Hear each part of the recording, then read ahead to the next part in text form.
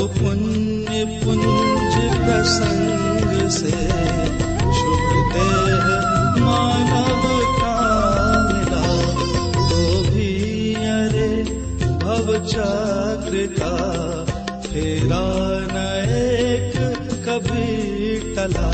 सुख प्राप्ति है तो प्रयत्न करते, सुख जाता दूर है, तो क्यों भयंकर भाव मरण प्रवाह में चकचूर है। बहु पुण्य पुंज प्रसंग से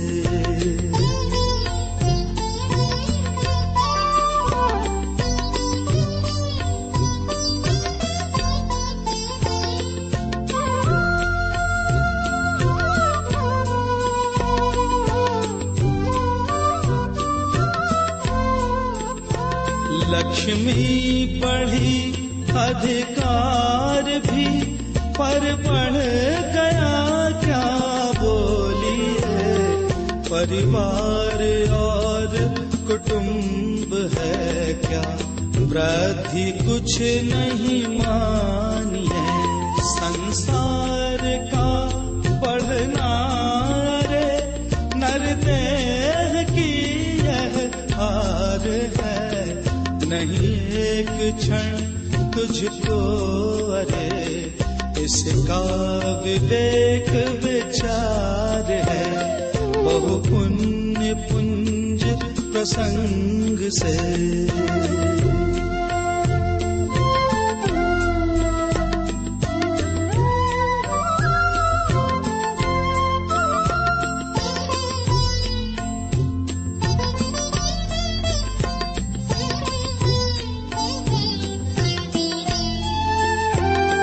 निर्दोष सुख निर्दोष आनंद लो जहाँ भी प्राप्त हो। यह देव अंतः तत्व जिससे बंधनों से मुक्त हो। पर वस्तु में मूर्छित न हो, इसकी रहे मुझको दया। वह सुख सदा ही त्याज रे, पश्चात जिसके दुख भरा। बहु पुण्य पुंज प्रसंग से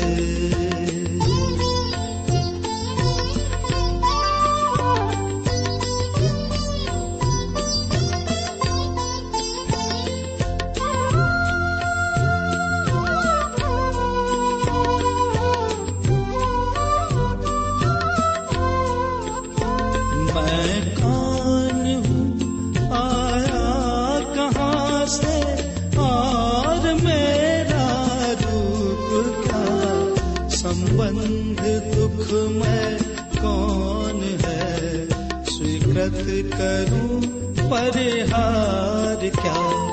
इसका विचार विवेक पूर्वक शांत होकर कीजिए, तो सर्व आत्मिक ज्ञान के सिद्धांत का रस पीजिए।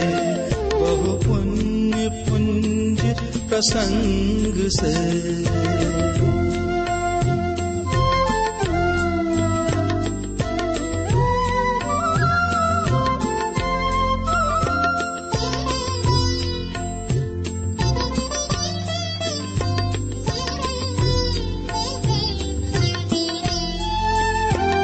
इसका वचन उस तत्व की उपलब्धि में शुभ भूत है। निर्दोष नर का वचन रे, वह स्वानुभूति प्रसूत है।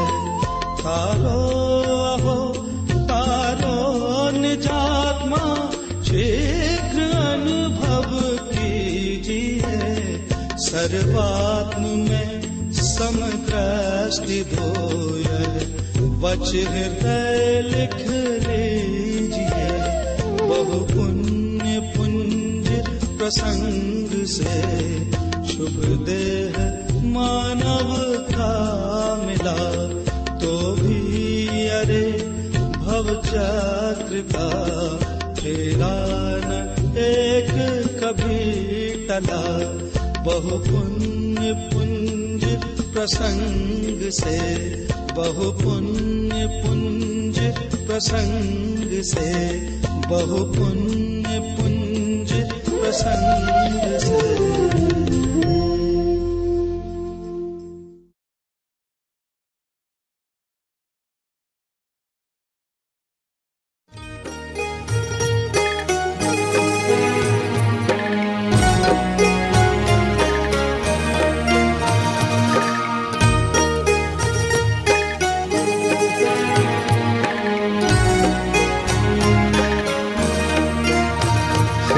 वाद नय षट द्रव्य गुण पर्याय और प्रमाण का, जड़ कर्म चेतन बंध का, अरु कर्म के अवसान का। कहे कर स्वरूप यथार्थ जग का, जो किया उपकार है उसके लिए जिन वाणी माँ को वंदना शत बार है।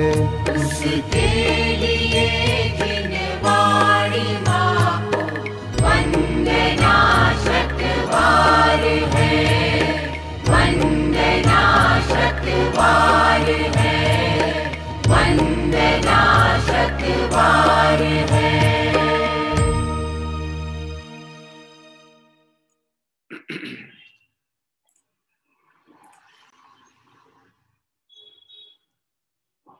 सभी साधर्मी बंधुओं को जय जिनेन्द्र। आइए मंगलाचरण पूर्वक स्वास्थ्य ग्रहण करते हैं। नमो अरिहंताणम, नमो सिद्धाणम, नमो आयरियाणम, नमो वज्रायाणम, नमो लोये सब साहूणम। कार्तिक अनुप्रेक्षा ग्रंथादिराज का मंगलाचरण। तिहुवण तिलयम देवम वंदिता, तिहुवणिंद परिपूज्यम, वोच्छम अणुपेहाओ भव्य जनानंद जननीयो। त्रिभुवन तिलक सत इंद्र वंदित, देव श्री अरहंत को कर नमन कहूँ अनुप्रेक्षाएं, भव्य को सुख करे अहो, भव्य को सुख करे अहो। कार्तिकेय अनुप्रेक्षा ग्रंथादिराज का स्वाध्याय चलता है। इसके अंतर्गत कल हम सभी एकत्व भावना की चर्चा कर रहे थे। इसमें कल हमने आगामी दो गाथाओं के द्वारा 74 और 75, ये दो गाथाएं जो कि एकत्व भावना के स्वरूप की व्याख्यान करने वाली हैं, इन दो गाथाओं से चर्चा प्रारंभ की थी। प्रथम गाथा 74 में तो विषय आया था कि जीव एक ही उत्पन्न होता है, एक ही गर्भ में आता है, देह को ग्रहण करता है, वही बालक होता है, वही एक जवान होता है और वही बुढ़ापे से ग्रहित होकर के वृद्ध होता है। मतलब मनुष्य पर्याय की अवस्था के अपेक्षा से मुख्य कथन यहाँ किया गया कि अकेला ही जन्मता है और अकेला ही वृद्ध अवस्था आदि के द्वारा मरण को प्राप्त होता है। साथ ही साथ इस प्राप्त पर्याय में जो भी कर्मोदय जनित व्यवस्थाएं हैं वह जीव अकेला ही भोगता है। रोगी होना, शोक सहित यानी प्रतिकूल प्रसंग आदि में दुख का अनुभव करना, मानसिक कष्ट की प्राप्ति होना और साथ ही साथ अंततः मरण आदि को भी प्राप्त होना, यह सब एक ही अकेले जीव के होता है। और जो परिणाम इस भव में उसके होते हैं उस अनुसार जो भी गति आदि में जाना होता है उसका फल भी अकेले को ही भोगना होता है। इस तरह दो गाथाओं के माध्यम से एकत्व भावना की चर्चा चल रही थी। आज 76 नंबर की गाथा से आगे के विषय पे चलते हैं। इको संचदि पुण्यम इक्को भुज्येदि विवेह सुर सुखम, इक्को खवेदि कम्मम, इक्को वे पावाय मोक्षम। पुण्य संचय करे कही, विविध सुर सुख भोगता। कर्म क्षय करके अकेला, मोक्ष सुख भोगे यहाँ, मोक्ष सुख भोगे यहाँ। अन्वयार्थ। इक्को यानी एक ही जीव पुण्यम, पुण्य को संचदी संचित करता है। इक्को वही एक जीव, विविर सुख, विविर सुर सुखम, नाना प्रकार के देवगति के सुख भोगता है। इक्को वह ही एक जीव कम्मम, कर्म को नष्ट करता है, और इक्को वह ही एक जीव मोक्ष को भी प्राप्त करता है। भावार्थ, वह जीव पुण्य करके स्वर्ग जाता है और वही जीव कर्मों का नाश करके मोक्ष जाता है। एकत्व भावना की चर्चा करते हुए मनुष्य गति के जीवों को मुख्यतः यहाँ संबोधन चल रहा है उपदेश में, इसलिए चर्चा मनुष्य गति के जन्म गर्भ अवस्था से लेकर के उस पर्याय में होने वाले परिणाम और कर्मोदय जनित व्यवस्था पे की गई विगत 2 गाथा में। और इस तीसरी गाथा में वही जीव पुण्य भी करता है, मतलब जो पाप करता है वही पुण्य आदि भी करता है। तो पुण्य करता है तो देवादि गति की प्राप्ति कर लेता है, या मनुष्य आदि में भी अच्छे उच्च कुल में पहुंच जाता है। और यदि वह जीव पाप आदि करता है तो अधोगति, त्रियंच आदि गतियों में चला जाता है, और वही पुण्य पाप से रहित स्वरूप आराधना के बल से अपने अनंत चतुष्टय आदि को प्रकट कर ले तो वही जीव मोक्ष को प्राप्त करता है। यानी इससे एक बात तो तय हो गई, चाहे संसार परिभ्रमण की चर्चा हो या संसार की अभाव हो, इसमें कोई उसका सहाय नहीं है। संसार परिभ्रमण भी ना किसी बाह्य निमित्त या पर के कारण हो रहा है, यह मान्यता भी यहाँ पे निषेध की गई, और मोक्ष भी होगा तो किसी की कृपा से होगा, ये बात भी निषिद्ध हो गई। जो भी होना है और जो हो रहा है उसमें एकमात्र जीव का स्वयं का ही कर्तव्य काम करता है। यदि स्वरूप सन्मुख पुरुषार्थ करने वाला जीव है तो उत्थान की दिशा में आगे बढ़ता जाएगा, और स्व को भूलेगा तो 4 गतियों में परिभ्रमण करेगा। कहीं कहीं पर कर्म की व्यवस्था को बताने के लिए, निमित्त का ज्ञान कराने के लिए ऐसी बात भी कही जाती है कि कर्म के उदय के कारण जीव की ऐसी अवस्था देखने में आती है। तो हमको ऐसा लगता है कि ये वास्तव में देखा जाए तो संसार में दुख का कारण भी कर्म है, पुण्य आदि उदय से स्वर्गादिक मिलने का कारण यानी सुख के कारण भी कर्म है। इस कारण से दृष्टि कर्मों पे पड़ी रहती है, सच्चा सुख क्या है इस पे दृष्टि जाती नहीं। क्या कह रहे हैं? देखो, पाप के उदय को तो सब जगत पाप कह करके और उसका निषेध करना चाहता है, पर पुण्य का निषेध कोई बिरला ज्ञानी जन ही कर सकता है। मैं अभी कुछ प्रसंग विशेषों में जुड़ रहा हूँ, जुड़ने का प्रसंग बनता है, खबर आती है, लिंक आती है। मैं थोड़ा सा मन में इन विषयों को देख करके भी कई बार थोड़ी चिंता होती है। यद्यपि अध्यात्म का मंच भी हो, धर्म की चर्चा भी होती हो, लेकिन जब कोई ऐसे प्रकरण आते हैं, दान आदि की व्यवस्था की बात करने की चर्चा आती है, तो आगम के उद्धरणों को हम इस ढंग से प्रयोग करते हैं जैसे हम पुण्य की महिमा बताने की प्रयास करने लगे। क्या कह रहे हैं? जबकि आगम उद्धरणों का प्रयोग इसके लिए होता ही नहीं है।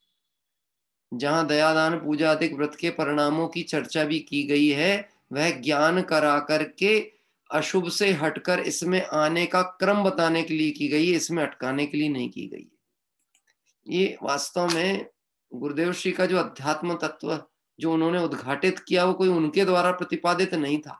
यह मूल आर्ष परंपरा, आचार परंपरा का ही मार्ग था, जो हमसे हमारे अज्ञानता बस हमारे हाथ से छूटा था, वो उन्होंने जाना और हमको दिया है। मतलब गुरुदेव की सभाओं में कभी इस तरह की चर्चा आती ही नहीं थी। पुण्य और पाप को एक श्रेणी में रख के बात की गई है हमेशा से। लेकिन ना जाने क्यों काल दोष कह लें कि हम उनके नाम पर भी चर्चा करें और कहीं शिथिलता को अंगीकार कर लें, तो ये समझ लेना कि गुरुदेव मिले या तत्व मिला, उसका कोई विशेष लाभ नहीं किया। मतलब ये महिमा मंडन करने की मेरे हिसाब से तो कहीं आवश्यकता ही नहीं होती। कि तुम दान करोगे तो उससे पुण्य का बंध होगा। देखो इतनी छोटी प्रतिमा विराजमान करने से इतना पुण्य का बंध होता है। गजब की बात है। यह जीव ना तो भगवान का मार्ग समझ पा रहा है, ना धर्म समझ पा रहा है, ना भगवान की प्रतिमा विराजमान करने का बहुमान परिणाम समझ पा रहा है। उसकी दृष्टि वहीं पुण्य पे जाके अटक जाती है। कहाँ अटक गई? पुण्य बंधेगा, पुण्य बंधेगा, पुण्य बंधेगा। अरे वह पुण्य बंधेगा, वह पुण्य भी बंध ही तो है ना, बंधेगा शब्द ही तो जुड़ा है ना साथ में, निर्बंध कहाँ हुआ? तो निर्बंध होना है तो एक अपने भरोसे पे ही होगा। एकत्व भावना क्या बता रही है? पराधीन सपने सुख नाही, पर के भरोसे काम नहीं होने वाला। दुख का कारण भी पर नहीं है और सुख का कारण भी पर नहीं है। यदि तू पुण्य और पाप के उदय यानी कर्मोदय जनित व्यवस्था को सुख और दुख मानता है तो ये नितांत मिथ्यात्व है, अज्ञान है, और कुछ भी नहीं है। तो वास्तव में क्या है?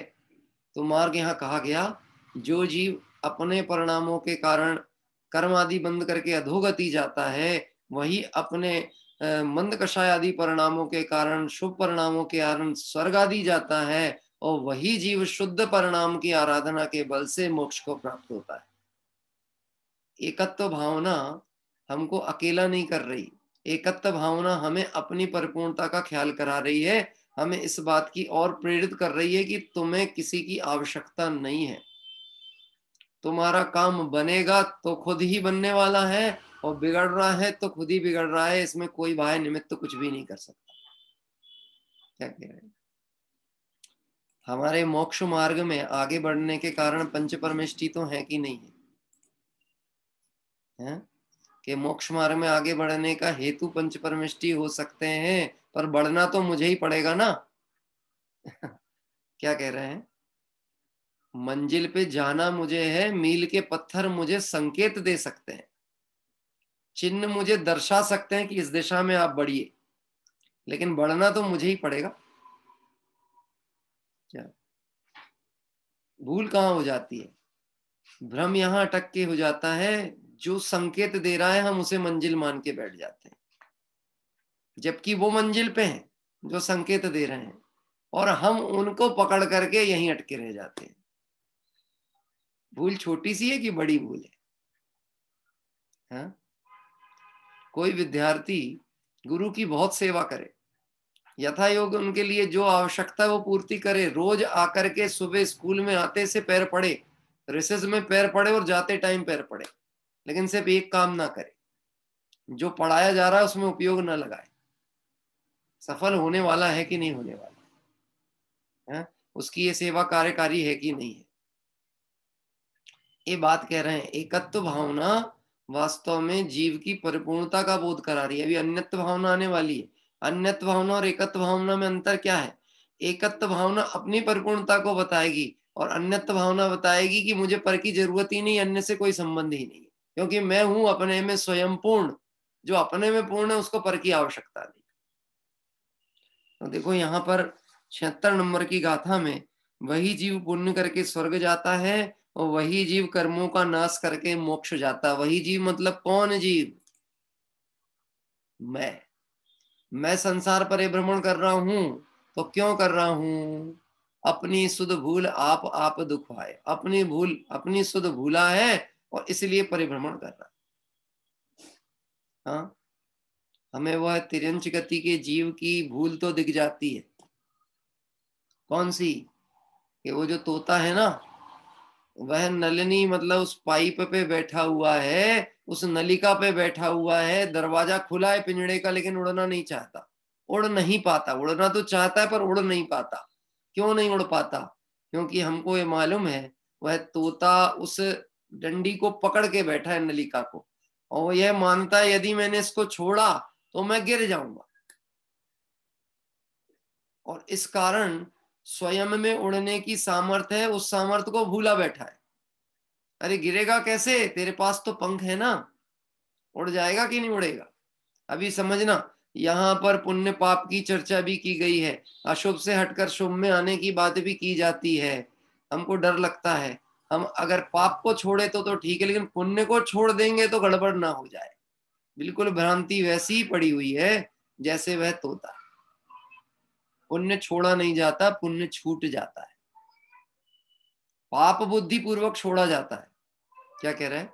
अशुभ से बुद्धि पूर्वक हटा जाता है, शुभ में बुद्धि पूर्वक लगा जाता है, लेकिन उसमें अटका नहीं जाता है। उस पुण्य के कार्य से, उस शुभ भाव से भी शुद्ध में जाने की कला का परिचय एकत्व भावना कराती है। अगर कृपा से ही काम होता, किसी के आशीर्वाद से ही काम होता, तो मैं आपसे पूछता हूं, तीर्थंकर के कुल के जीव संसार में क्यों रहते? आदिनाथ के कुल में मारीची का जीव हुआ, वही मारीची का जीव जो 24वें तीर्थंकर रूप में महावीर स्वामी हुए और 5,56,00,000 भाव धारण किए। बीच के अवसर में आशीर्वाद से काम होना था, तो ऋषभ देव भगवान जैसा अच्छा आशीर्वाद देने वाला और कौन हो सकता है? कर्म क्षेत्र का भी राज्यावस्था काल में और धर्म क्षेत्र का भी आशीर्वाद, दोनों आशीर्वाद उन्हीं से मिल जाते हैं। क्यों मिलना थे कि नहीं मिलना थे मारीची के जीव को? कैसी बात है, अपना ही फैमिली वालों को आगे नहीं बढ़ाया। और फिर भी किसी को पक्ष लेना होता है ना, तो कह देता है बहुत बढ़िया, पहला नंबर अपना लगाया और 24वां नंबर अपने पोते का लगा दिया, क्योंकि उसे दोनों जगह दिक्कत है। या तो भगवान करते नहीं है, और अगर वो कर्ता मान के बैठता है तो कहते हैं देखो अपनों अपनों का करते हैं, दूसरे का करते नहीं है। ऐसी पुराने समय में एक स्तुतियां चलती थी, अभी भी पढ़ी जाती। मेरे अवगुण नाचे तारो, प्रभु अपनो विरद निहारो, सब दोष रहित कर स्वामी, दुख मेटा हूं अंतर्यामी।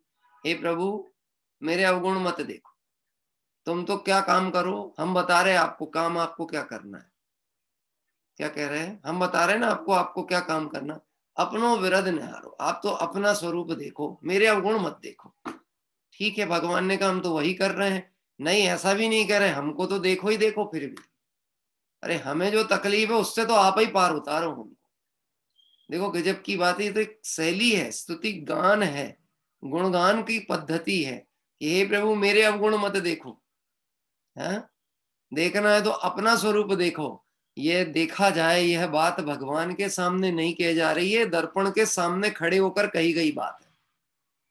हे जीव तू अपने अवगुण मत देख, तू अपना स्वरूप देख। क्या कह रहा है? और अगर तू अपना स्वरूप देखता है तो फिर उसमें परिपूर्णता ही है। आज सुबह की समयसार कलश की चर्चा आपको स्पष्ट रूप से यदि ध्यान हो तो आपको ध्यान होगा, यदि जीव को शुद्ध स्वभाव की तरफ से देखा जाए तो नव तत्व तो उसमें है ही नहीं, और पर्यायों से देखा जाए तो वो पर्याय रूप अवस्था के कारण एक रूप दिखता ही नहीं। एकत्व भावना अपने एक परिपूर्ण स्वभाव को लक्ष्य में ला रही है। यहाँ पर वही जीव पुण्य करके स्वर्ग जाता है, वही नरक जाता है, वही निगोद जाता है, वही मोक्ष जाता है। ये जैन सिद्धांत के जीव द्रव्य की त्रैकालिकता को सिद्ध करती है एकत्व भावना। इसको द्रव्य त्रैकालिक है, संसार परिभ्रमण रूप अवस्था में अनादि काल से अनंत काल हो गया परिभ्रमण हो रहा है, तब भी वो वही द्रव्य है, वही जीव है जो नरक निगोद आदि गया, और ये वही जीव है जो पुरुषार्थ करे तो मोक्ष चला जाए। क्या कह रहे हैं? अलग नहीं। अन्य मतों में तो उत्पत्ति आदि मानी जाती कि पंच तत्व से उत्पन्न हुए, पंच तत्व से विलीन हुए, वहां तो आत्मा की सत्ता का ठिकाना नहीं। क्षणिकवाद दर्शन, बौद्ध दर्शन आदि तो आत्मा को एक समय का मान के बैठे। क्या कह रहे हैं? यह तो अनेकांतवाद जैन दर्शन है जो द्रव्य को त्रैकालिक मानते हैं। अभी मैं एक प्रश्न और उत्पन्न करता हूं इसी में से, यदि मोक्ष हो गया तो क्या गारंटी है कि वह सुख शाश्वत ही रहेगा? क्योंकि हम तो जिस सुख को सुख मान रहे हैं संसार में, वह ज्यादा समय टिकता नहीं है, क्षणिक सुख है। तो अगर मोक्ष हम चले भी गए, आपके कहने से सब छोड़ बैठे, निर्गंत हो गए, तो हो ऐसा ना हो जाए कि हम तो घर से भी चले जाएं और उधर से भी चले जाएं, दो ही तरफ से गए। बुंदेलखंड में कहावत है, दो ही तीन से गए पाड़े, हलवा मिले ना पाड़े। दोनों तरफ से गए, ना तो ये मिला ना वो मिला। तो हमको गारंटी तो दो कि यदि मैं अपने स्वरूप के बल से मोक्ष पालूंगा तो मैं सुखी ही रहूंगा। तो यहाँ कहते हैं पहले तय करो कि सुख कौन सा है। यहाँ किस सुख की बात कही जा रही है? वह सुख पराधीन सुख नहीं है, वह सुख बाहर के आलम्बन से नहीं होता, वह सुख आत्मा का ही है और द्रव्य त्रैकालिक है। तो उससे प्रकट होने वाला सुख नाम का जो गुण का परिणाम है वो भी कैसा होगा? त्रैकालिक ही होगा। क्या कह रहा है? एक बार प्रकट हुआ तो कब तक रहेगा? रहिए अनंतानंत काल यथा तथा शिव परिणय। अनंतानंत काल के लिए वह होने वाला। अभी संसार परिभ्रमण की चर्चा में थोड़ा भय हो जाता है सुन करके, पर एकत्व भावना की चर्चा देखो, जिनवाणी कभी भी हमको भयभीत नहीं कर रही, सावधान कर रही है। बड़े पंडित साहब का एक कोटेशन है, भयभीत कभी ना रहे, सावधान सदैव रहे। क्या कह रहे हैं? भयभीत नहीं रहना, सावधान रहना। सावधान इसलिए रहना, भयभीत व्यक्ति के काम बिगड़ते हैं, सावधान व्यक्ति संभल जाता है। हाँ? रोडों पे भी लिखा देखा होगा, नजर हटी और दुर्घटना घटी। उसको ये भी तो कह सकते, सावधानी हटी और दुर्घटना घटी। तो ये अनंत संसार परिभ्रमण क्या है कि मैं स्व के प्रति सावधान नहीं रहता हूं तो संसार परिभ्रमण, और स्व के प्रति लक्ष्य करके सावधानी हो जाए तो संसार का अभाव। इसलिए एकत्व भावना कहती है कि सारा जितना भी संसार परिभ्रमण से लेकर संसार अभाव है वो किसी के अधीन नहीं है, एक जीव के ही पुरुषार्थ के बल पे टिका हुआ कार्य है। और पुरुषार्थ भी कोई कठिन नहीं, स्व को जानना यही सच्चा और महत्वपूर्ण पुरुषार्थ है, मुख्य पुरुषार्थ यही। आइए आगे की ओर चलते हैं। 77 नंबर की गाथा। ये एकत्व भावना बहुत लंबी नहीं है। हाँ जी, 77 नंबर की गाथा पाठ करेंगे।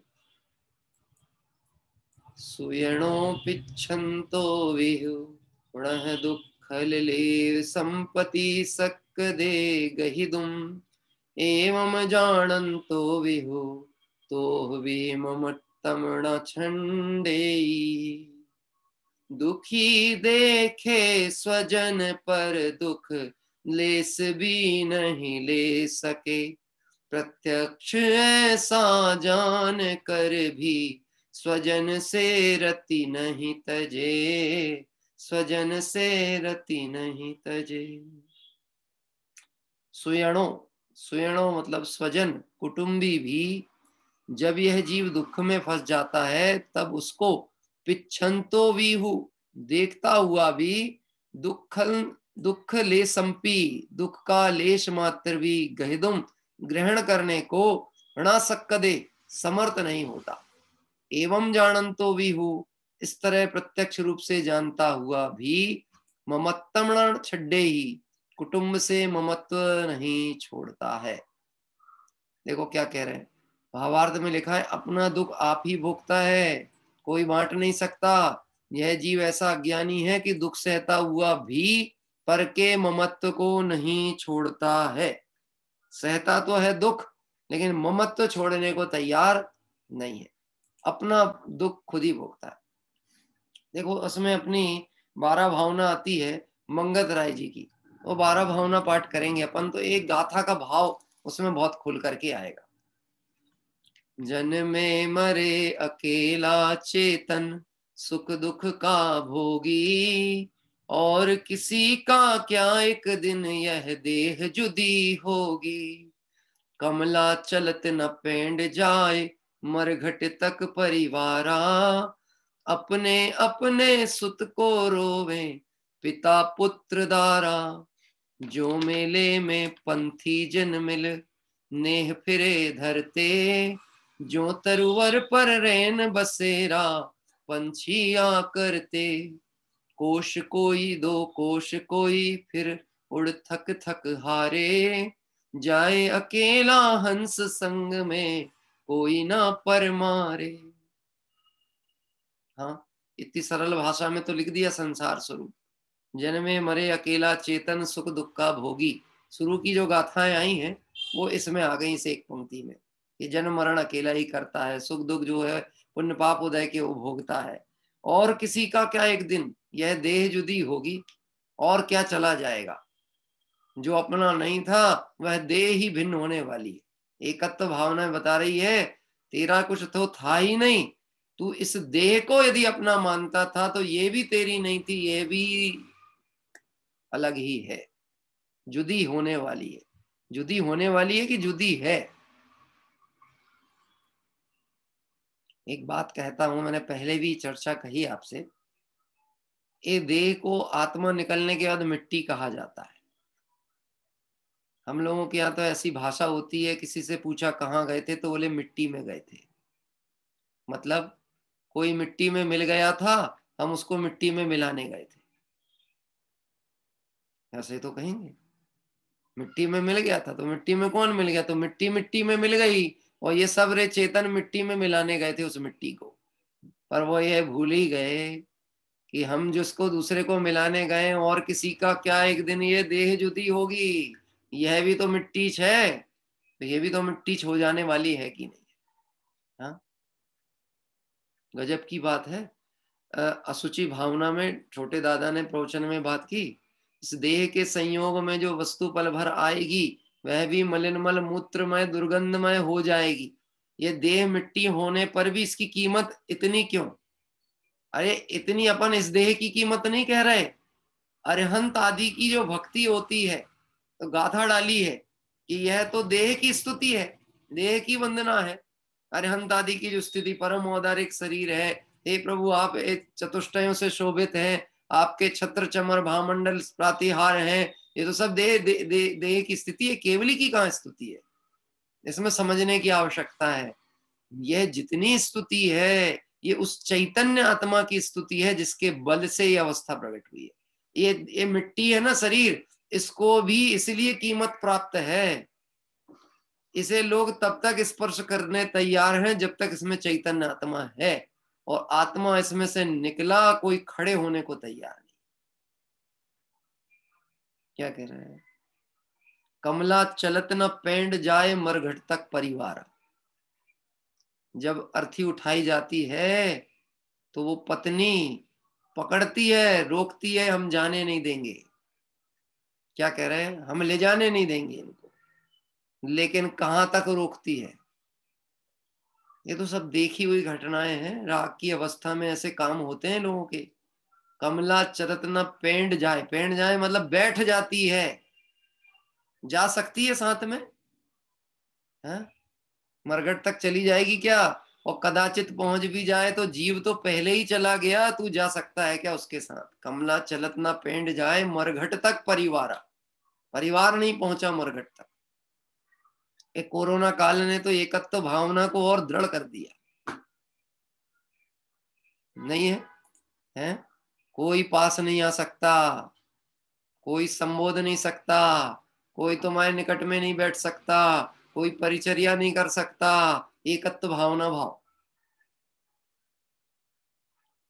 हाँ, ये तो सब देखी हुई घटनाएं हैं। बीत रहा है काल, तो हमारे सामने से बीत रही है ये सारी घटनाएं, कोई नहीं साथ देने वाला। अच्छा, तो दुखी हो जाओ, कोई साथ नहीं दे रहा। अरे एकत्व भावना, भावना एकत्व भावना यही कह रहे हैं, कोई है ही नहीं तो साथ कैसे देगा? क्या?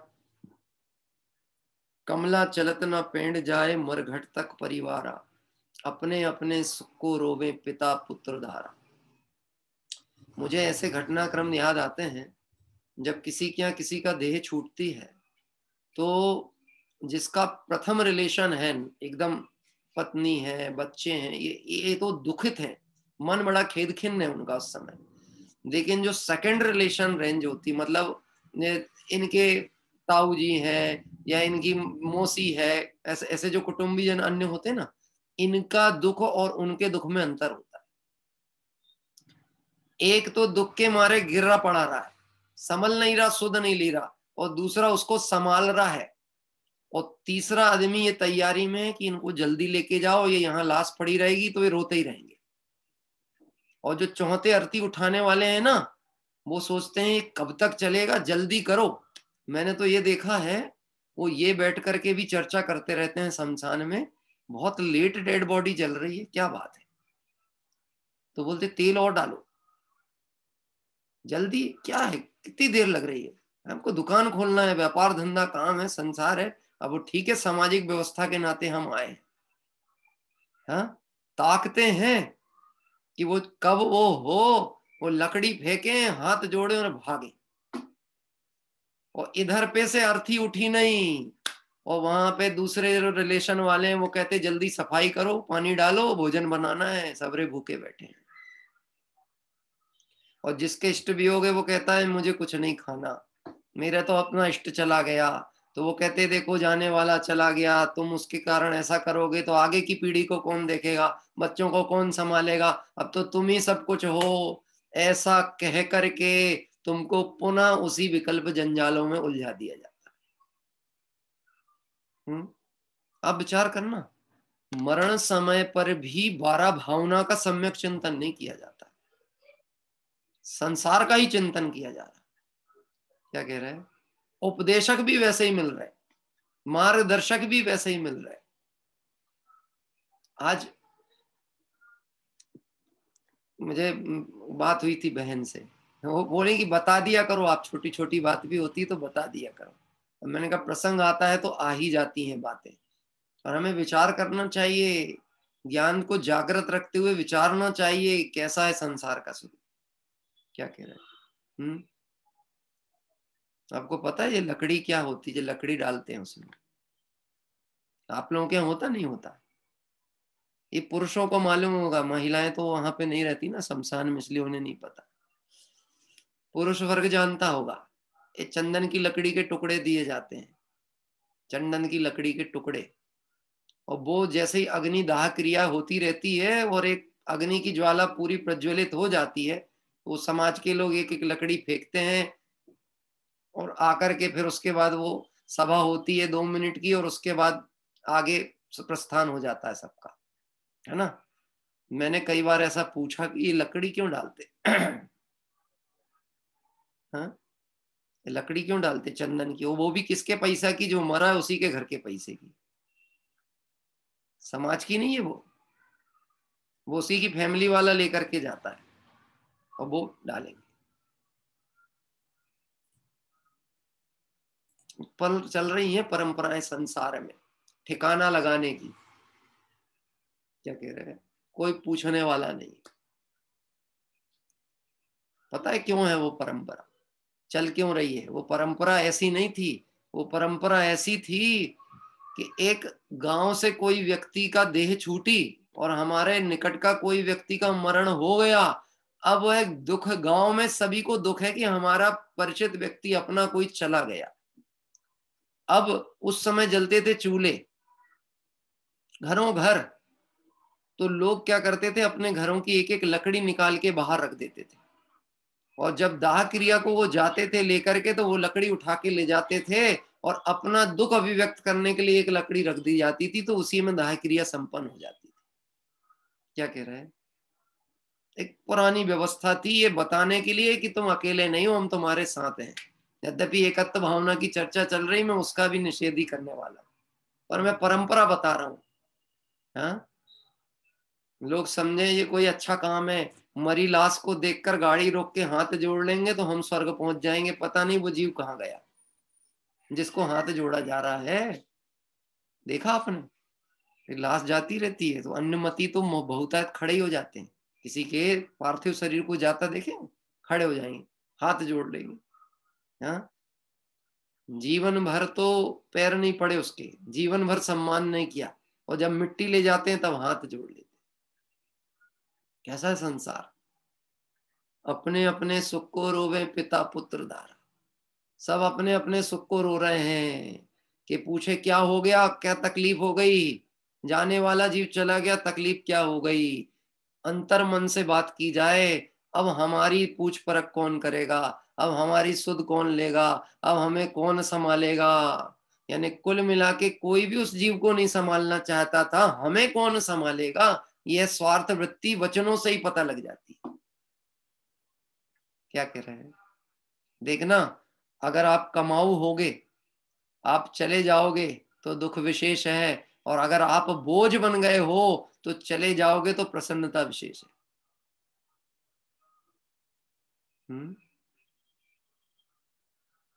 लेकिन हम व्यर्थ के मोह में पड़े। यही तो यही तो कह रहे हैं कि तू ममत्व किससे कर रहा है, और किसी का क्या, ये देह जुदी है, तेरा कौन है जिससे ममत्व करके तू अपना भाव खराब करता है।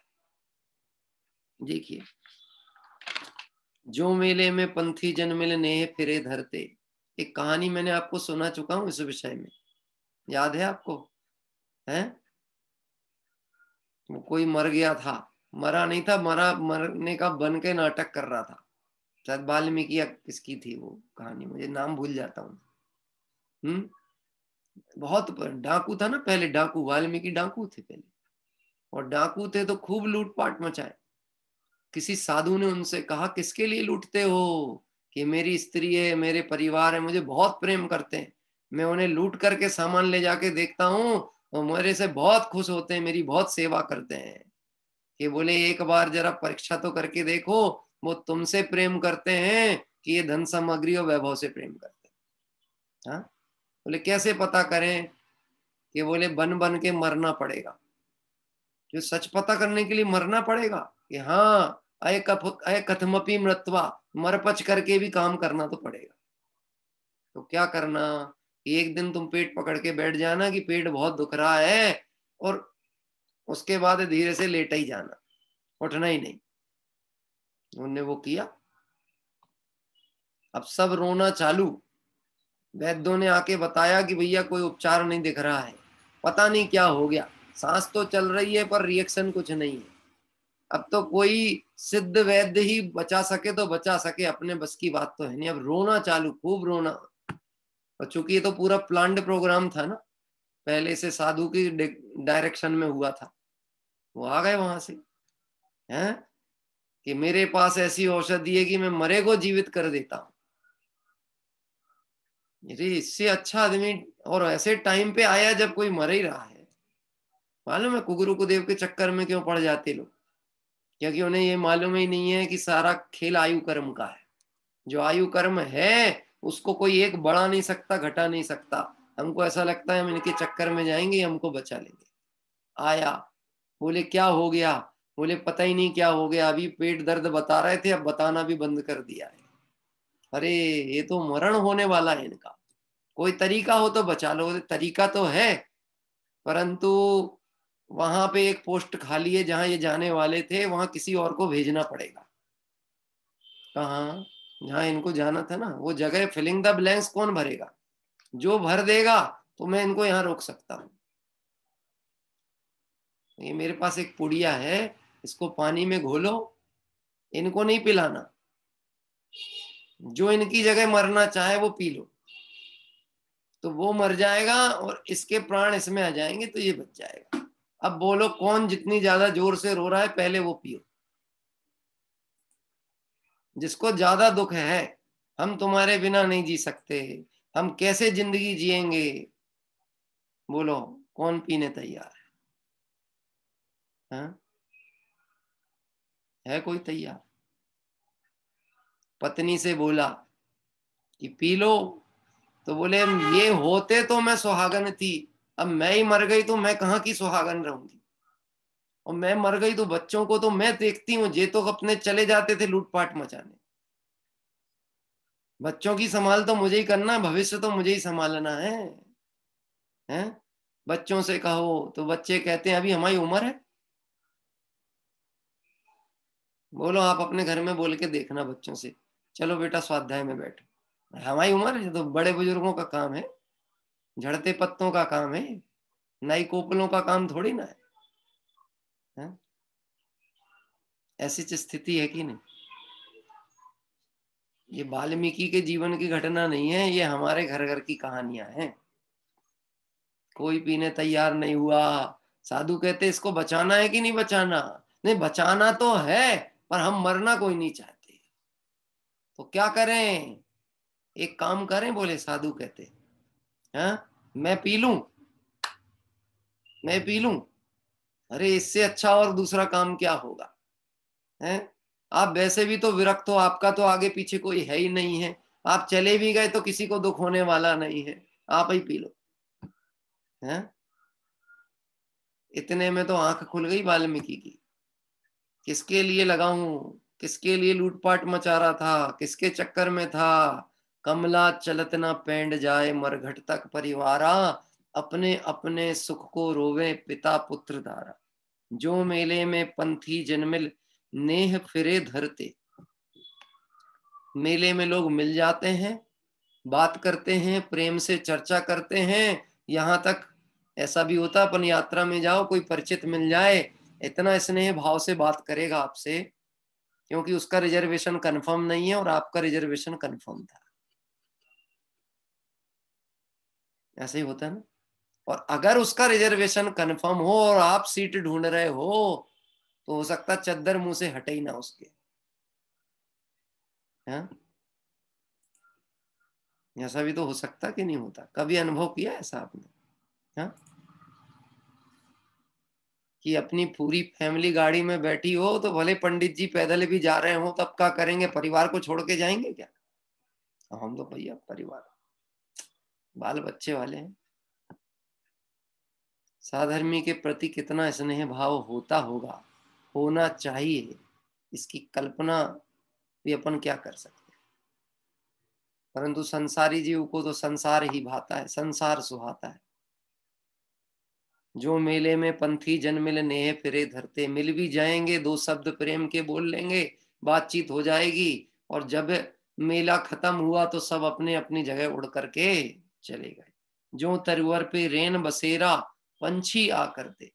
वृक्ष की डगाल पर पक्षी आके बैठता है, रात भर रहता है और सुबह उड़ करके चला जाता है। कौन कहां से आया था और कौन कहां गया, किसी को पता ही नहीं। पता है अपने घर में जो 4 5 6 सदस्यों का परिवार होगा, कौन कहां से आया है।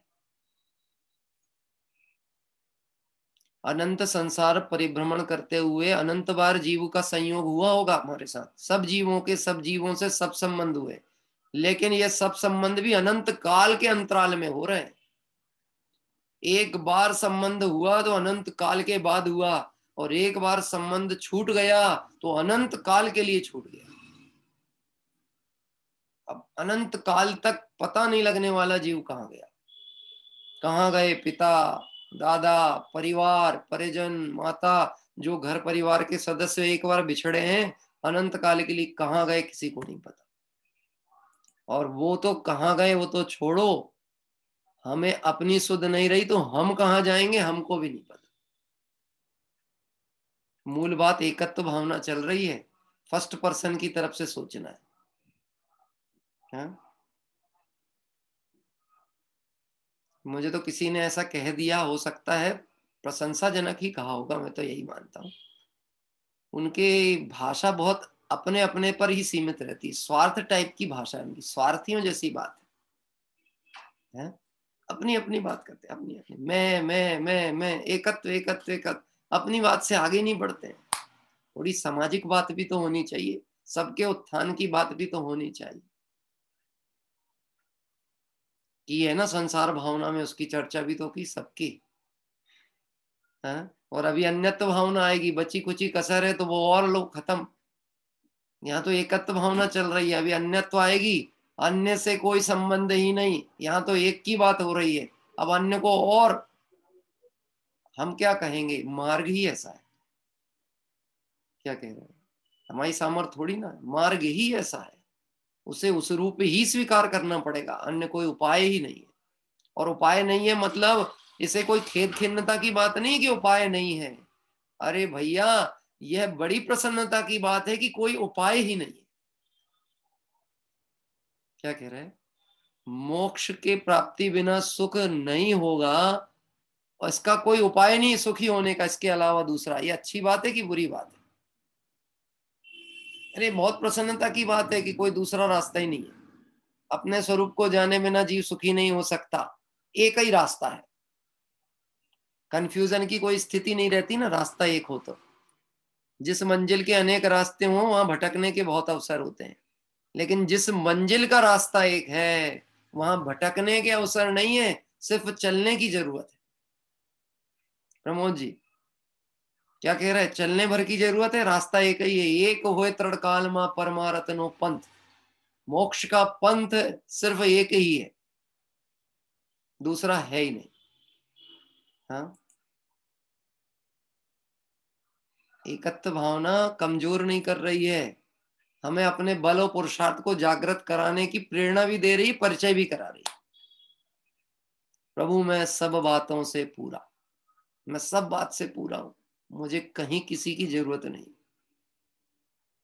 जो निगोद में सो ही यहाँ पे मनुष्य पर्याय में सो ही मोक्ष मंझार। भेद कुछ है ही नहीं, भेद तो संसार गिन रहा है। एकत्व भावना कह रही तू एक ही है और परिपूर्ण है। देखिए अंतिम दो पंक्ति, कोश कोई दो कोश कोई उड़, फिर थक थक हारे, जाए अकेला हंस संग में कोई न पर मारे। पहले स्त्री का वियोग होता है कि पुरुष का वियोग होता है गृहस्थ अवस्था में?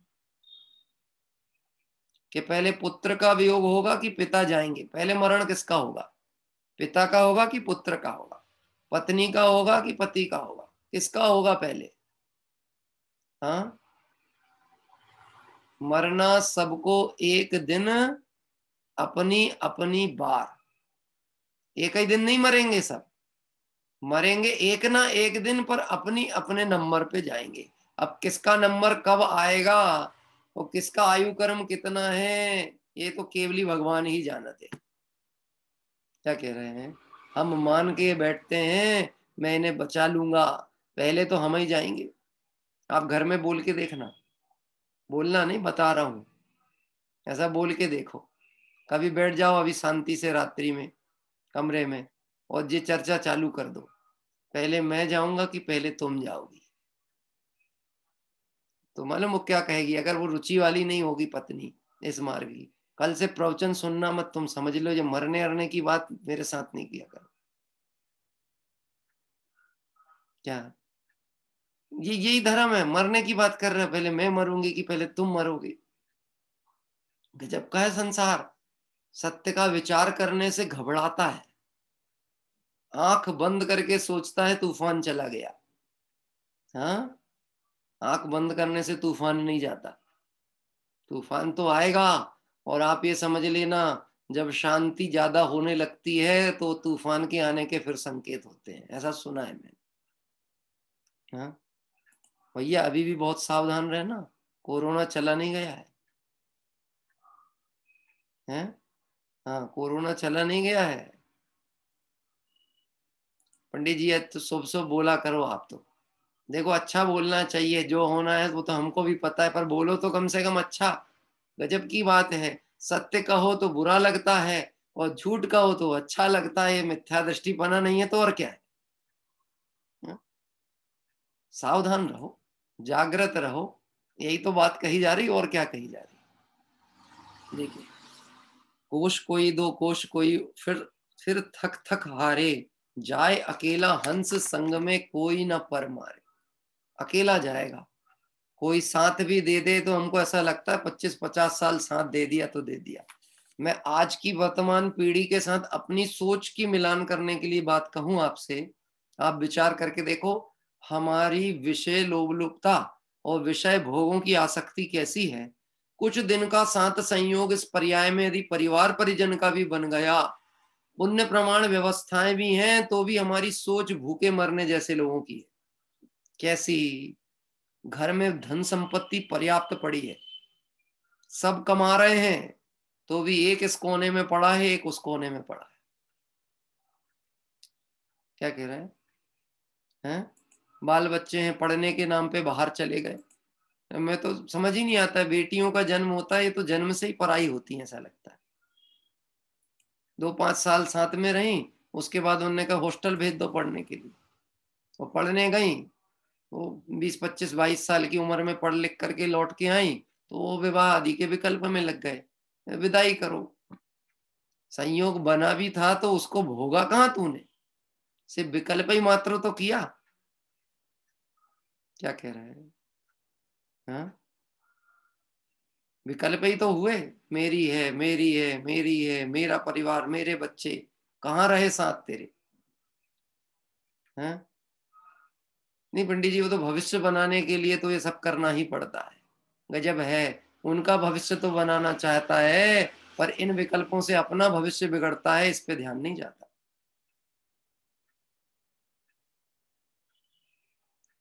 मैं भी बाहर ही था पहले, तो मैं सुमत प्रकाश जी के पास गया, मतलब आए थे छिंदवाड़ा, तो मुझे कुछ अपनी शिक्षा प्राप्त करने के दृष्टिकोण से पता किया तो बाहर जाने की बात आई। तो भाई साहब ने मुझसे कहा, जैसे ये होती ना अपनी महात्मा गांधी की माँ थी पुतली बाई, तो जब वो विदेश जा रहे थे तो उनसे मिले थे, तो उन्होंने उनको बोली थी, प्रतिज्ञा दिलाई थी, 3 प्रतिज्ञा, है ना। आपने सब पढ़ा होगा स्कूल में हिंदी पाठ में, जब गांधी जी का जीवन वृत्त पढ़ा होगा तो उन्होंने प्रतिज्ञा दिलाई थी। तो भाई साहब मुझे एक बात कही, मैंने कहा मैं जाऊं कि नहीं जाऊं, तो वो बोले कि बिल्कुल जाओ, लेकिन तय करके जाओ कि लौट के ही आना है। रुकने के लिए जाना ही नहीं है, पढ़ने के लिए जाओ ना, रुकने की कौन बोल रहा, पढ़ने को जाओ। और देखो आप जैसी भावना लेके जाओगे वैसा काम होने वाला। कि हम तो पढ़ने को गए थे, तो गए तो थे 3 साल का कोर्स करने, अभी करें क्या काम, सिर्फ पढ़ने ही भर तो आए हैं। तो मेरा कोर्स पूरा मैंने 3 शिफ्ट में उनसे निवेदन कर करके कि फीस तो आप पूरी लो, और मैं करूं क्या कमरे में बैठे बैठे, आप तो मेरे को शाम की शिफ्ट में भी पढ़ाओ, सुबह भी पढ़ाओ, दोपहर में भी पढ़ाओ, है। तो मेरा 11 महीने में कोर्स खत्म, पढ़ाई हो गई, जॉब मिल गया। लेकिन ऐसा होता है, अपनी भावनाएं तैयार हो तो घटनाएं ऐसी घट जाती हैं, जो घटनाएं हमें फिर याद दिला देती हैं, कहाँ रचो पर पद में न तेरो पद, ये क्यों दुख सहे, कहाँ फंस रहे तुम, चलो अपने घर वापस चलो। क्या कह रहे, आ गए लौट के घर। अब ऐसा भी हो सकता है किसी को ये पता चले कि आपको नौकरी मिल गई थी, कितने का पैकेज था उस समय, है कितने का पैकेज था, कि बता दिया इतने का था, ताकि दुर्भाग्य की महिमा का वर्णन तो हमसे ना हो सके। किसकी, इनके दुर्भाग्य का, लोगों को मिलती नहीं है, इनको मिल गई, जे घर आ गए लौट के, बुद्धू घर को आए। सुनना, संसार ऐसा ही बातें करेगा, इसको देखना मत, इसकी तरफ ध्यान मत देना, नहीं तो निश्चित समझ लेना तेरा आत्म कल्याण नहीं हो सकता। अगर तूने दृष्टि पर की तरफ की, दूसरों की बात सुनी, तो पक्का समझना कि तुझे ये भ्रमित करके ही रखेंगे। मूर्ख है वो माता पिता जिन्हें इस बात की प्रसन्नता है कि मेरा बच्चा बाहर जाके लाखों कमाता है। क्या कह रहे हैं, वह सिर्फ मोह का परिणाम कर करके और अपनी दुर्गति बांध रहे हैं, उन्हें लाभ कुछ भी नहीं है उसका।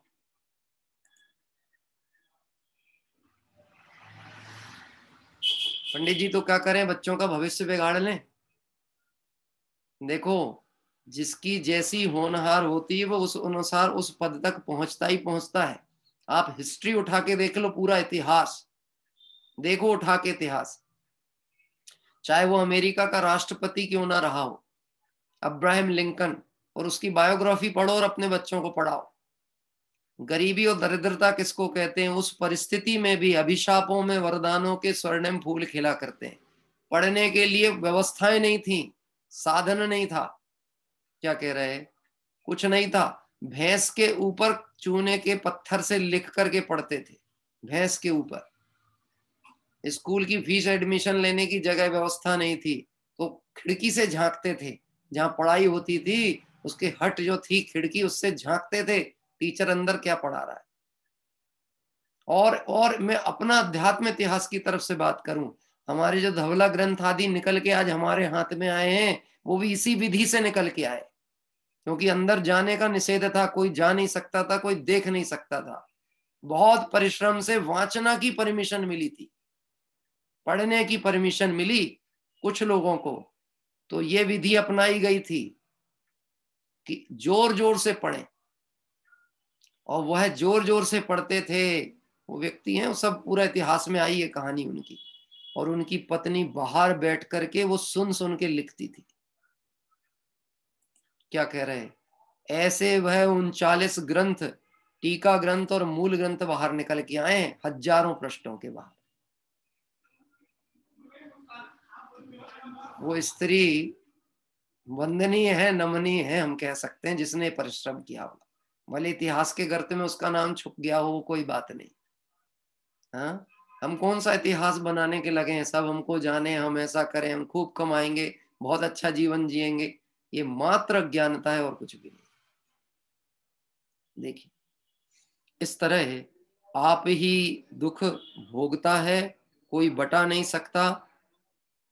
अच्छा, 1 मिनट रुकिए, पहले पढ़ लेते हैं एक बार फिर से इसकी पंक्तियों को मूलतः।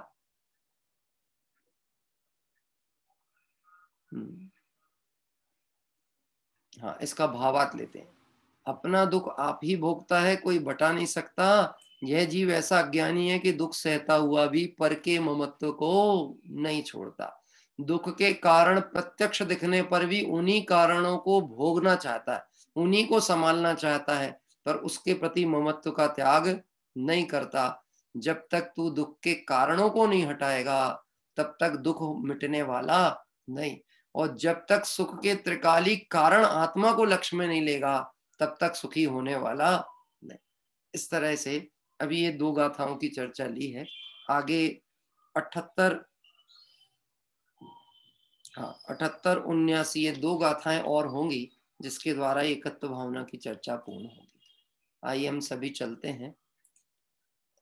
आज के भक्ति क्रम के लिए आमंत्रित करते हैं हम झांसी से। आज जो हमारे जवाहरलाल जी साहब का परिवार था, परिवार के सदस्यों के द्वारा भक्ति पाठ। अनम्यूट करो बेटा। जयनंद पंडित जी, जय जय। शांति भगवान की जय, आचार्य पूज्यपाद स्वामी की जय।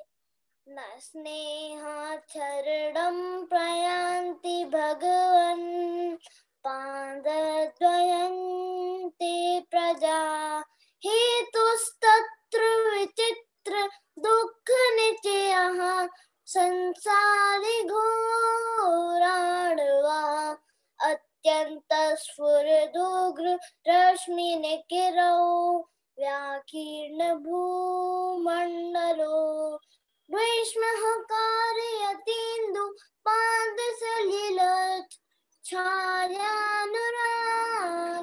रविः, क्रुद्धासी विसृजश्च दुर्जय विसज, ज्वालावली विक्रमो, विद्याभिसज मन्त्रतोय अवनैर्, याति प्रशान्तिं यथा, तद्वत्ते चरुणारुणाम्बुजयुगस्, स्तोत्रोन्मुखानां नृणां, विघ्नः काय विनायकाश्च सहसः, साम्यन्त्यहो विस्मयः, सन्तप्तोत्तमकाञ्चनक्षितिधरस्, श्रीस्पर्धिगौरद्युते, पुंसान्त्वच्चरणप्रणामकरणात्, पीडा प्रयान्ते क्षयम्, उद्यद्भास्करविस्फुरत्करसतौ, व्याघात निष्कासिता, नानादेहि विलोचनद्युतिहरा, शीघ्रं यथा सर्वरी, त्रैलोकेश्वर भङ्गलब्ध विजया, दत्यन्तिरौद्रात्मकान्, नानाजन्मशतान्तरेषु पुरतो, जीवस्य संसारिणः, को वा प्रस्खलति केन विधिना, कालो वृथा न स्याच्चित्तवपादपद्मयुगलस्, स्तुत्यापगारणम्, लोकालोकनिरन्तरप्रविततस्, जानैकमूर्ते विभो, नानारत्नपिनद्धदण्डरुचिरस्, श्वेतातपत्रया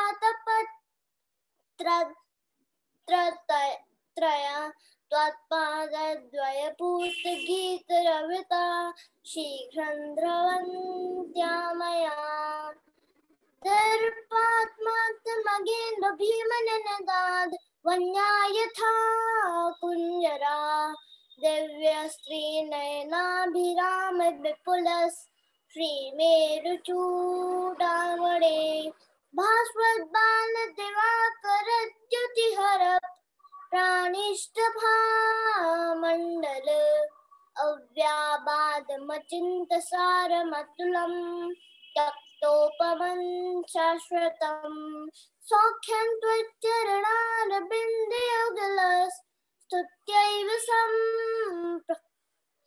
स्तुत्यैव सम्प्राप्यते यावन्नोदयते प्रभापरिकरः श्रीभास्करो भासयन्स् तावद्धारयति पङ्कजबलं निद्राति भारश्रमम् यावत् त्वच्चरणद्वयस्य भगवन् न स्यात् प्रसादोदयस् तावज्जीवनिकाय एष वहति प्रायेण पापं महत् शान्तिं शान्तिजनेन्द्र शान्तमनसस् त्वत्पादपद्माश्रयात् सम्प्राप्तः पृथ्वीतलेषु वहवः शान्त्यर्थिनः प्राणिनः कारुण्यान् मम भक्ति कस्य च विभो दृष्टिं प्रसन्नान् कुरु त्वत्पादद्वयदैवतस्य गतः शान्त्यष्टकं भक्तिता शान्त्यष्टकं भक्तितः शान्त्यष्टकं भक्तितः। जय जनेन्द्र। सभी को जय जनेन्द्र।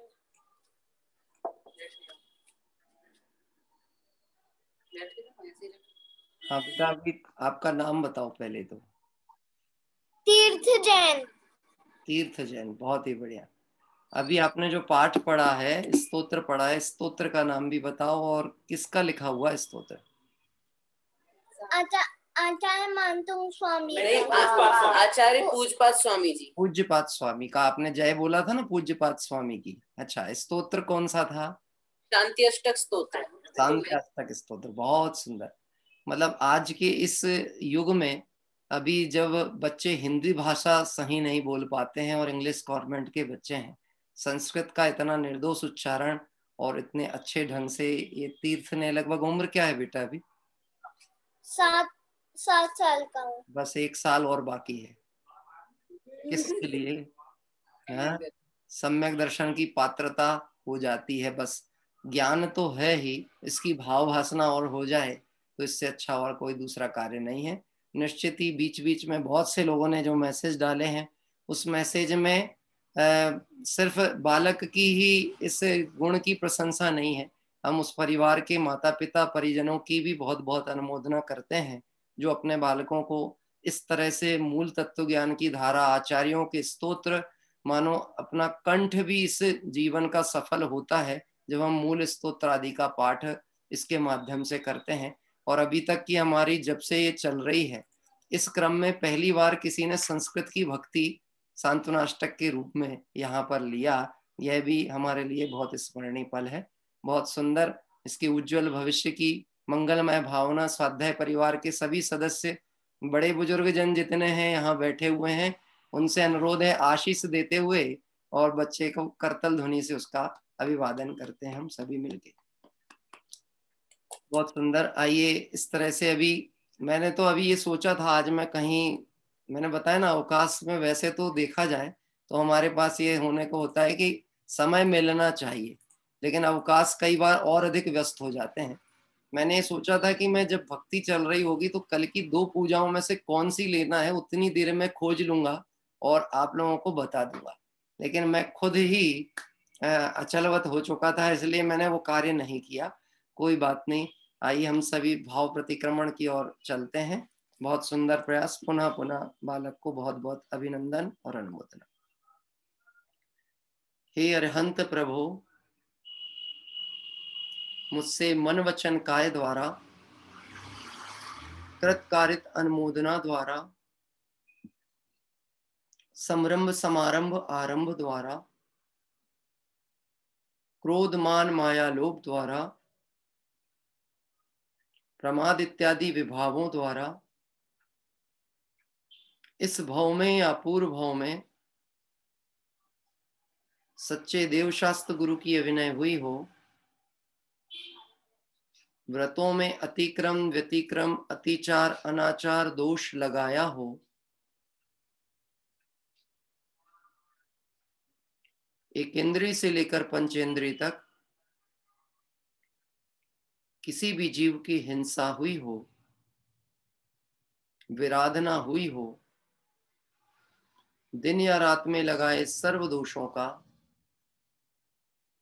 पश्चाताप व्यक्त करता हूं, क्षमा मांगता हूं। वह मेरे सभी दोष मिथ्या हों, मैं मुझ में रहूं। इस प्रकार मैं इन सभी दोषों का प्रायश्चित करता हूं। ओम नमः सिद्धेभ्य। कल की मंगलमय तीर्थ वंदना की जानकारी मैं आपको इसके बाद में प्रेषित करूंगा, क्योंकि मुझे 2 क्षेत्रों में से एक कोई चयन करना था जो मैं कर नहीं पाया था, इसलिए वह सूचना मैं भी अपने इसके बाद में आपको प्रेषित होगी ग्रुप में। आमंत्रण करता परिवार में किसी को नाम प्रेषित करना हो तो वो अभी कर देंगे, तो मैं उसे जोड़ दूंगा। आइए हम सभी पुनः इसी परिवार के साथ जुड़ते हैं जिनवाणी स्तुति के पाठ के लिए। अभी हमने बहुत ही सुंदर पूज्यपाद स्वामी के स्तोत्र का लाभ लिया। अब पुनः एक और बार जिनवाणी स्तुति के लिए इसी परिवार में चलते हैं। जय हिंद पंडित जी। श्री जिणवाणी जग कल्याणी, जग जन मद तम मोह हरि। जड़वण हारी गण हर हारी, जम जरा भव रोग हरि। तिथयराणं दिव्य जनंजो, पढ़ई सुनाई मैये घाई। प्राणम सुख माणंतम धरिये, सासद मुख पदम पावई। सासद मुख पदम पावई। स्तोत्र पठन में मेरे द्वारा यदि जो कहीं कहीं प्रमाद से या अर्थ वाक्य पद मात्रा छूट गई, सरस्वती मेरी उस त्रुटि को कृपया क्षमा करे। और हमें कैवल्य धाम में महाविलंब धरे। वांछित फल रात्रि चिंतामणि सदृश मात्र तेरा, वंदन करने वाले मुझको मिले पता मेरा। बुद्धि समाधि विशुद्ध भावना आत्म सिद्धि मुझको मिले, और मैं पा जाऊं मां मोक्ष महासुख को। मिले और मैं पा जाऊं मां मोक्ष महासुख को। जय बोले द्वादशांग में जनवाणी माता की जय। तीर्थ के बड़े भाई का क्या नाम है? अतिशय जैन। अच्छा, अतिशय। कहाँ पढ़ते हो आप लोग? दिल्ली में। दिल्ली में ही रहते हैं और दिल्ली में ही पढ़ाई करते हैं। कौन सी क्लास में आप? 8th। बहुत सुंदर। आपने भी बहुत सुंदर जिनवाणी स्तुति का पाठ लिया। दोनों भाइयों ने मिलकर के, परिवार के सभी सदस्यों ने बिल्कुल नवीन जिनवाणी स्तुति, आज पुनः स्वाध्याय परिवार के लोगों ने एक नवीन जिनवाणी स्तुति के माध्यम से माँ जिनवाणी का स्तवन किया। आइए हम सभी आगे की ओर चलते हैं कायोत्सर्ग करते हुए। अभी इससे सभा को विराम लेंगे।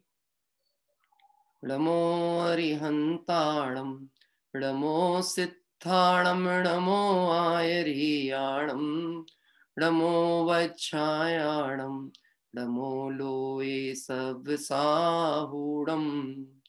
नमो अरिहंताणम, नमो सिद्धाणम, नमो आयरियाणम, नमो वच्छायाणम, नमो लोये सब साहूणम। नमो अरिहंताणम, नमो सिद्धाणम, नमो आयरियाणम, नमो वच्छायाणम, नमो लोये सब साहूणम। जबली द्वादशांग में जिनवाणी माता की जय हो। देव शास्त्र गुरु भगवान की जय हो। अनंतानंद सिद्ध परमेष्टि भगवंतों की जय हो। वीतरागी जैन शासन की जय। बहुत सुंदर आज भक्ति और स्तुति पाठ सुन के मन में बहुत आह्लाद है।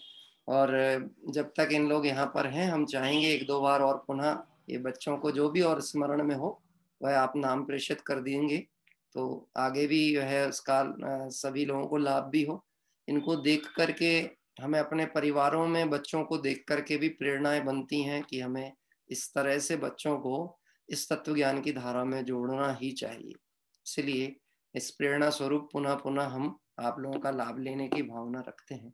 आइए, कल प्रातः काल की मंगल तीर्थ वंदना की जानकारी आपको अभी व्हाट्सएप ग्रुप में प्रेषित होगी। संभावित राजस्थान का एक क्षेत्र है जिसमें हम सभी दर्शन के लिए प्रातः काल पहुंचेंगे और उस मंगल तीर्थ वंदना के साथ समय सार कलश का जो स्वाध्याय चलता है उस क्रम में जुड़ेंगे। सुंदर आराधना के इस पथ पर चलकर सभी जीव अल्पकाल में सिद्धत्व दशा को प्राप्त करें। इसी पवित्र भावना से विराम। सभी को जय जननी।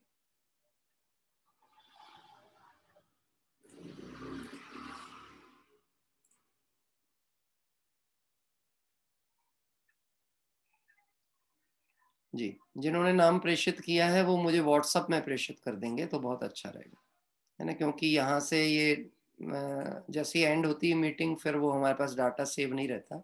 आप मुझे व्हाट्सएप पे नाम प्रेषित करें परिवार के साथ।